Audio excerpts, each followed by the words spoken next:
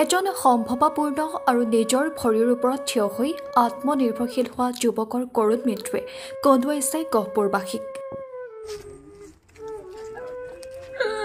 গহপুৰত সৰুকৈ দিয়া এখন গেৰেজৰ দোকানৰ পৰাই সকলোৰে প্ৰিয় হৈ পৰিছিল মইনা ওৰফে দিলীপ কলিতা। এই মইনাৰ জীৱনলৈ 3 দিনৰ পূৰ্বে নামি আহিল কালমা নিশা। গহপুৰৰ 15 নং ৰাষ্ট্ৰীয় ঘাইপথত বৃহস্পতিবাৰে নিশা উদ্ধাৰ হৈছে মইনাৰ ক্ষত বিক্ষত মৃতদেহ।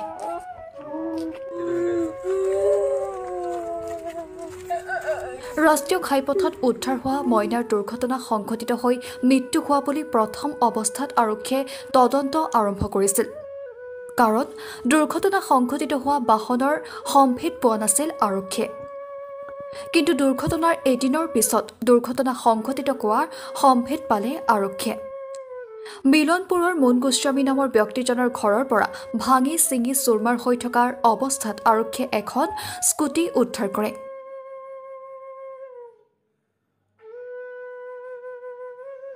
এতিয়া প্ৰশ্ন হয়, দুৰ্ঘটনা হোৱা স্থানৰ পৰা মাত্ৰ 1 কিলোমিটাৰ দূৰত্বৰ মুন গোস্বামীয়ে কিয় মইনাক দুৰ্ঘটনা কৰাৰ পিছত চিকিৎসাৰ বাবে কাৰোবাৰ সহায় নললে?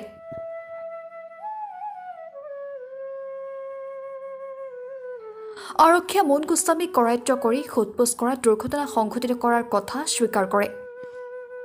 নিজৰ গেৰেজত বন্ধ কৰি ঘৰলৈ যাবলৈ বাছত উঠিবলৈ গহপুৰ নগৰলৈ যোৱা দিলীপৰ মৃতদেহ কিদৰে পুনৰ হাজৰিকা চুকত উদ্ধাৰ হ'ল ইয়াকে লৈ একাংশই সন্দেহ প্ৰকাশ কৰিছে, যাৰ বাবে আৰক্ষীৰ তদন্তৰ সঠিক হোৱাটো বিচাৰিছে ৰাইজে। কৰিছে এতিয়া ইয়াত এজনক ধৰি ৰাখি থৈছে, সেইজনেতো অন্তত কাৰোবাক ইনফৰ্ম কৰিব লাগিছিলে, ইনফৰ্ম কৰি বা মেডিকেলত হওক কাৰোবাত নিলেহেঁতেন। নিয়াও নাই, সি পলাইছে আৰু পলাই স্কুটিখন থৈছে ক'ত ক'ৰবাত বোলে বাথৰুমত সোমোৱাই ভঙা বাথৰুমত সোমোৱাই ৰাখিছে। এইটো এতিয়া এক্সিডেণ্ট কেনেকৈ হ'ব? আৰু যিখিনি মানে চবুত আছিল চিটৰ পৰা মানে এক্সিডেণ্ট হোৱা হেৰি চব সি জ্বলাই দিছে পাত খুলি। এতিয়া সি এনেকৈ হ'লেতো আমি কি বুলি এক্সিডেণ্ট হৈছে বুলি মানি ল'ম? মাৰ্ডাৰ হৈছে যেনে লাগিছে।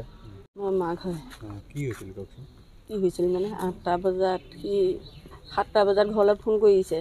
ফোন কৰি পেলাই বোৱাৰীজনী পইচা ভৰাই দিছে মোবাইলত।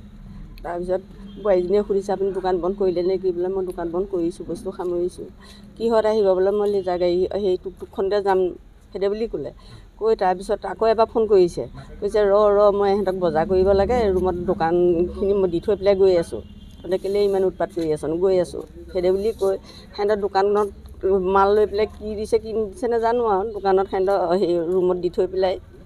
তাৰপিছত 8টা বজাত ফোন কৰিছোঁ, ফোন নাই। 8টা 15-20 মানত মই আকৌ বোলো ফোন মাছনি আহিছে না। তাৰপৰা ফোনটো হেৰি বাজি আছে, ৰিচিভ কৰা নাই।